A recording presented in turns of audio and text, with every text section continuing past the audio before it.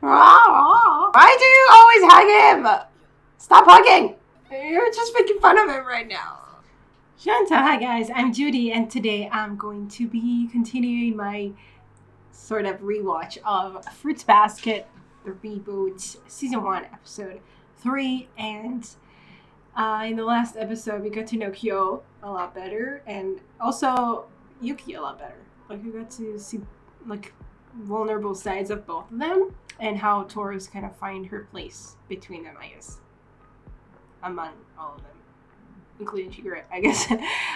So let's get into this episode and continue having fun with them.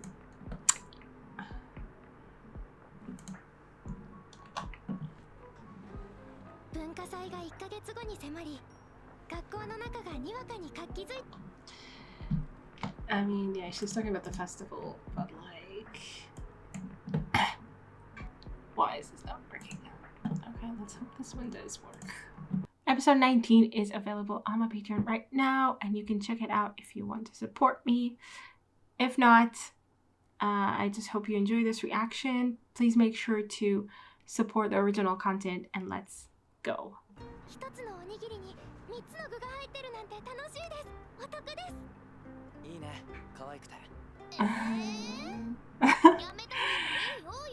I mean, this sounded a little too much.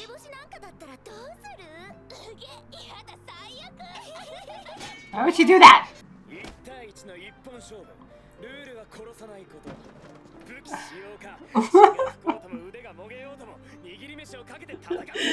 Oh my goodness.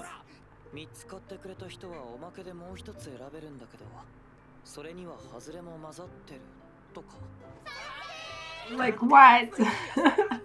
What does?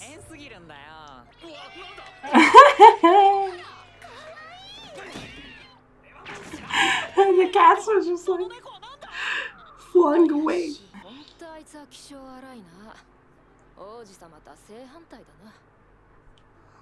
Yeah. That's exactly why they have opposite reactions to everything. And want opposite things to each other.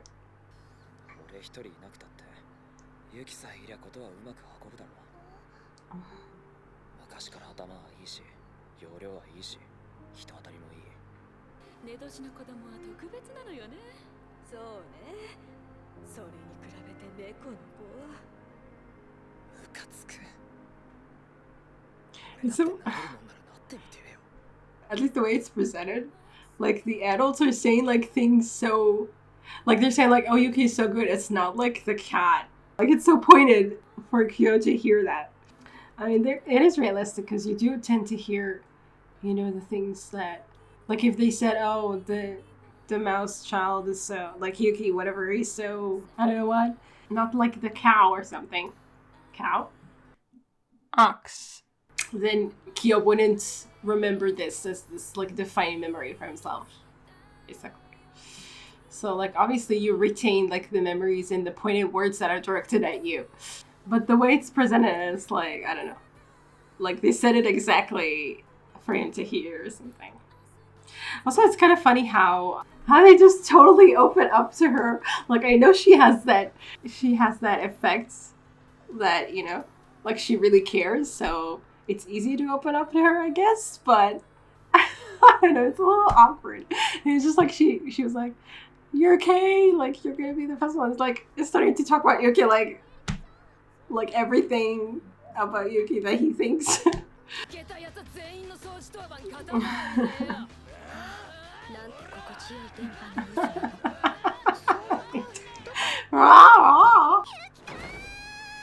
Why do you always hug him? Stop hugging!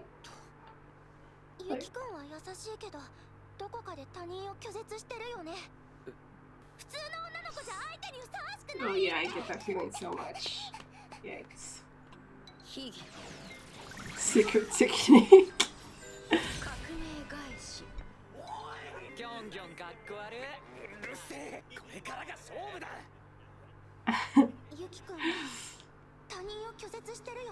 Yeah. お前いつもそんなこと言ってて飽きない？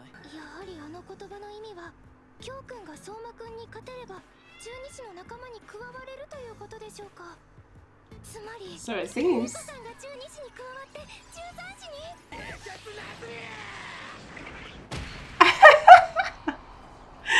Oh my god. He really doesn't get tired of it.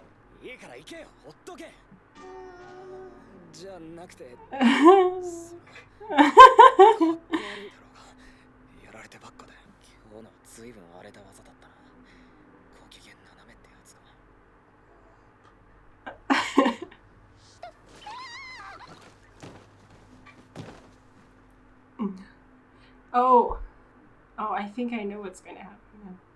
I forgot about this part because it was in the original anime, but it was in the manga. Honda Tooru?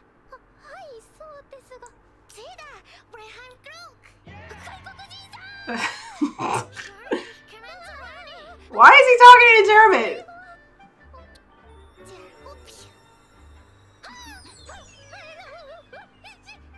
What the hell?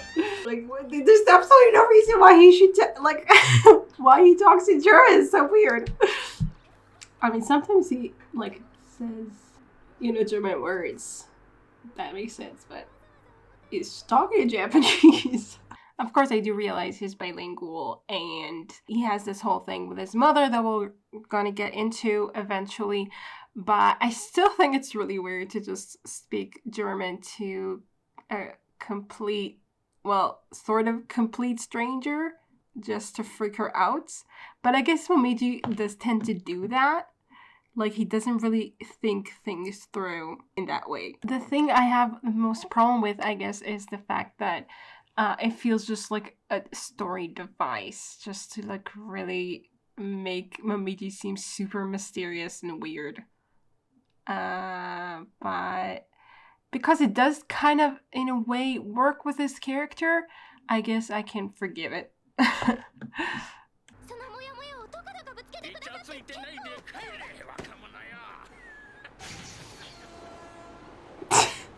It's a good thing they didn't notice. I mean, one of them at least was drunk, but I don't think the other one was that drunk.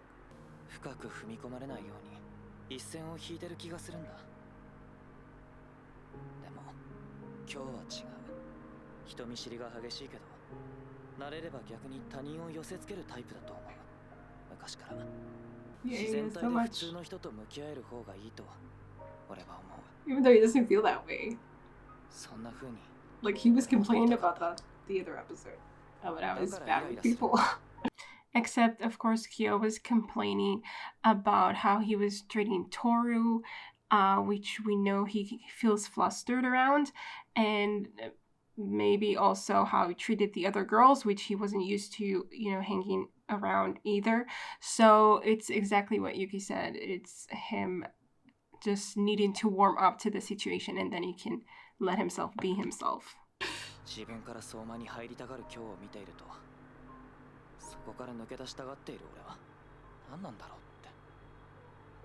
Because we've had completely different experiences.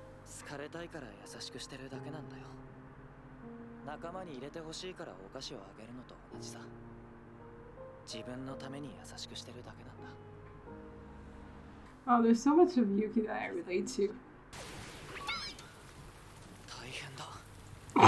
Too worried about Well, it was sudden.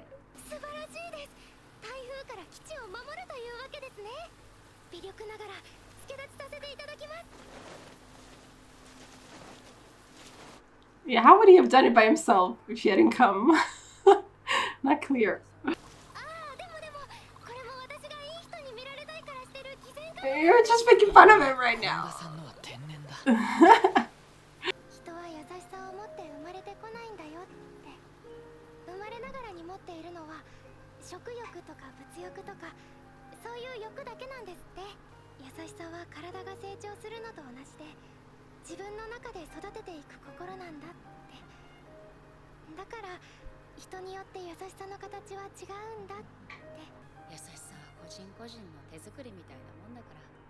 I love this sentence so much.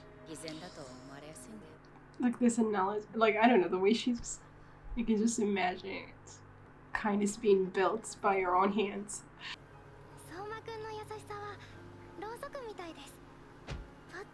りが灯るのです。そうすると私は嬉しくてにっこりしたくなる、そんな優しさなのです。相馬くんが相馬くんのことをたくさん話してくださると、その分仲良くなっていける気がするからです。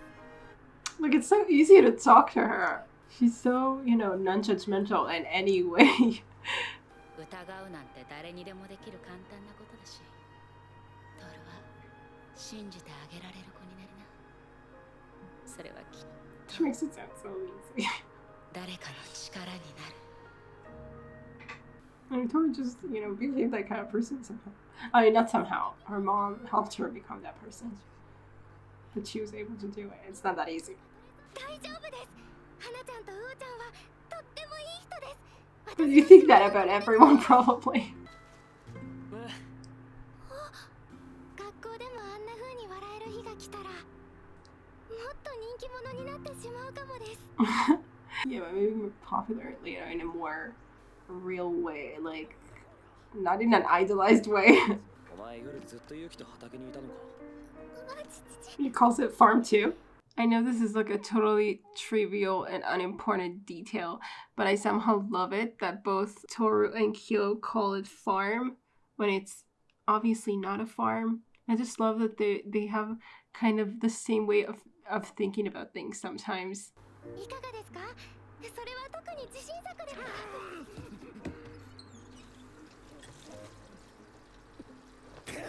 俺はニラが大嫌いだ。キョウくんすごいです。結び方お上手です。素敵です。意外です。おにぎり授業に励む方から見ましたら、そんなに上手に結べることを羨ましいと思いますよ。そんな修行してるやつがいるか。だからそういう発想が出てくるんだ。世界中の誰の背中にもいろいろな形、いろいろな色や味の梅干しがついていて。Another analogy I just love so much. 自分には何もない真っ白なお米だけだって、そんなことないのに、背中にはちゃんと梅干しがついているのに。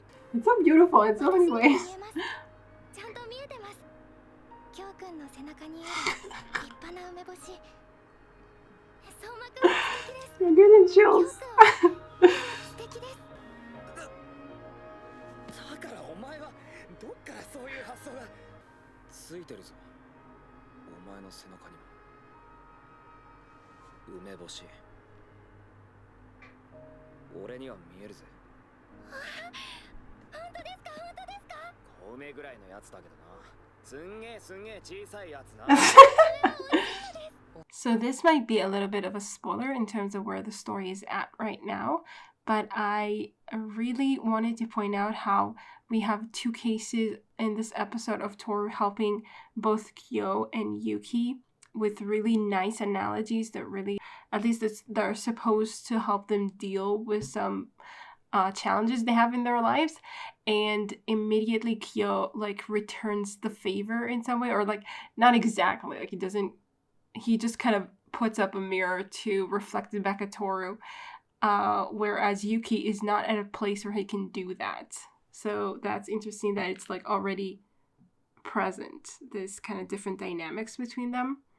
Because later on in the story, it becomes pretty apparent, the difference in how they treat Toru. But it's already like here, so early on. でもキョウくんはニラが苦手だそうです。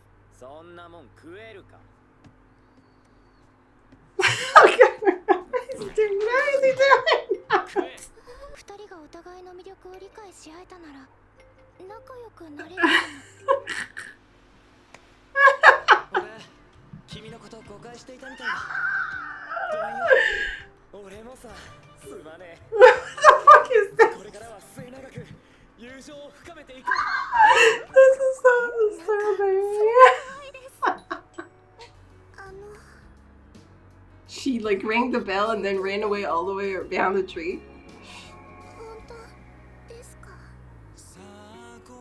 I remember what bothered me a little is I feel like they, just put everything together, like a lot of things together, a little too much, you know?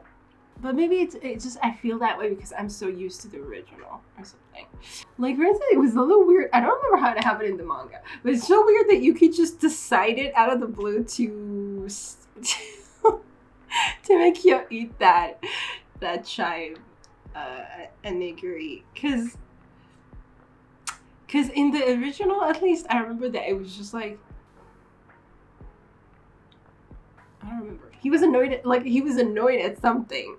And obviously here he was annoyed at Kyou in general, but it wasn't annoyed in the moment. So it felt weird. It was like, why are you suddenly doing that? I don't remember what it was. I think Kyou was saying like, I don't want to eat this. This is, I think like Tooru, you know, like they brought in the chives from his garden and then Tooru made dinner. You know, he had to eat it, and then Kyou was like, oh, this is disgusting, I'm not gonna eat it, or something. And then Yuki was super annoyed at him. And it made sense that he would stick it in his mouth. But like, or maybe she hadn't made dinner yet. She was going to make dinner. I don't remember. So I went back to the original and checked just for you, and oh my god, it was so nostalgic. But yeah, indeed, Tooru made dinner, and Kyou was like saying, don't feed me that, that's disgusting, or something like that. And so it somehow made more sense to me that Yuki would be angry with him. Here, the difference is that Tooru is the one who's saying, oh, Kyou said he didn't like chives. So it wasn't like Yuki heard Kyou complain and like got annoyed by his tone of voice or something. It was like Tooru who, you know, conveyed what happened, and so it felt to me like a little less needling than it was in the original or something. Again, I don't remember what happened in the manga though. Maybe I should go back to check the manga. Maybe I'll do that. So I actually did check the manga, and it happened the same way there.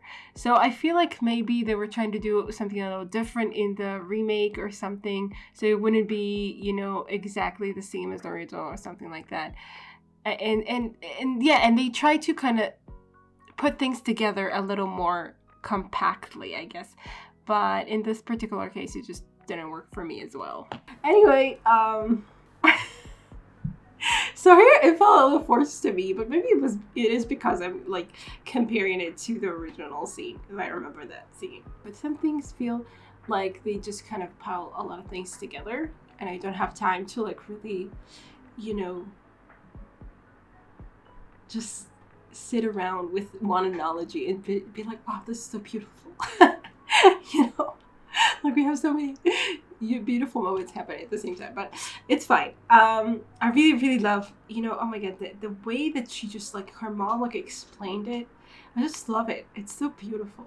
Like just seeing like, you know, that kindness is handmade by people. You know, they have to kind of create it themselves, so it's not always recognizable because it's so different with each one. It's so beautiful. It's so meaningful. I don't know. I just love it. And the Plum analogy. I mean, yeah, it's a classic. I mean, it's definitely something that, you know, definitely remained with me from the original. But it's like so beautiful. And it's like so, and it works so perfectly. Like to think about it that way, to just kind of, you know, you just, you know, you see the good things in other people because you, like, you're able to see it, and you can't see it in yourself. And I don't know, I just really love it. I just love this way of describing things that kind of like simplifies it in a way that gives it, like it simplifies it and it makes it, you know, it makes you aware of this in a way that you didn't think about it before. Like in a kind of simple, kind of silly way. It's just like, but it gives it so much meaning. It's like, you know, I love it. I love it. Anyway, yeah, so Tara's like just really easy to open up to. I talked about this. Like she's just so, like you just feel like no matter what you say, she's going to accept that. It's so easy to talk to people like that. And it's really, you know, it's really her strength. It's exactly what her mom wanted her to become. Like it's a really powerful thing to, I don't know, just raise your child as a person who, you know, who just believes in good things, kind of. And it worked with Tooru, but I just feel like, you know, Tooru was kind of predisposed. I feel like she had like this, something very given about her nature from the get-go, I feel. Like it's not that easy to I mean, it's not easy. It's not the point. It's not. But it feels natural to Toru to just believe in people, just see the good in them. And it's so beautiful. It's a beautiful way of looking at things. But we also know that she's very naive, and she tends to. I mean, I don't even know if it's exactly naivete. It is to some degree, but it's also like this choice to look at only at the good in people. And maybe not only. Like, she sees the bad things, kind of, and she sees them as not as horrendous as they could be. Like, she sees the good at the same time, and she chooses to focus on the good, you know? So I'm just saying that I guess it is cool that Toru turned out this way, you know? Like, I wonder how much of it is, like, Toru and how much of it is her mom basically, you know, teaching her to be that kind of person. I'm sure it's both to a lot of degree. Like, I wonder if, like, with anyone who had a mom like that, who told them, you know, to believe in people, it would work. I mean, obviously, it's not just saying that. It's raising her in a way that, in an accepting kind of way, showing her how to do it, kind of. And yeah, and as I was saying too, that it's not only, like, it's definitely her strong suit, like, for sure. Toru, her kindness, her ability to just accept everyone is her strong suit, but it's also, like, her biggest downfall, kind of. It's like, I mean, we don't see it yet exactly, but we know that she can be taken advantage of, and we know that it's like a thing that is present later on. So why am I talking about it now? I don't know. But in any case, like, it's just like, I'm trying to analyze why I like her still, even though there's something about her that's so, like, you know, she's too, like, she's so good and so pleasant, and so, and you and a lot of times that kind of portrayals of people is very empty. Like, it comes across as like, okay, sure, you're very nice and you love everyone, and it doesn't feel authentic in some way. And here it does. Here, somehow Toru is just, she feels real to me, even though, yeah, I don't know. Like, I do feel like it's the fact that it's kind of like a flaw of hers, and we see her kind of struggling, you know, struggling to understand, struggling to make it right. And I don't know. I mean, I guess so far, yeah, I'll have to, like, see, you know, watch the other episodes closely and kind of see what makes her work for me so well. Yeah, so we focused a lot on Yuki and Kyou again. I mean, I think most, not all episodes, but a lot of the episodes are like that. At least at the beginning, for sure. Then we just kind of get to know them. We see, it's so interesting to see to remember how, you know, Kyou was talking to Shigure about how he's not good with people.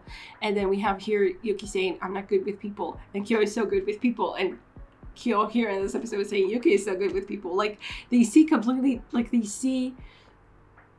different things in what, and you know, obviously they see themselves in a different way, because they know kind of where it comes from. They know what they struggle with the best, because they, you know, experience it.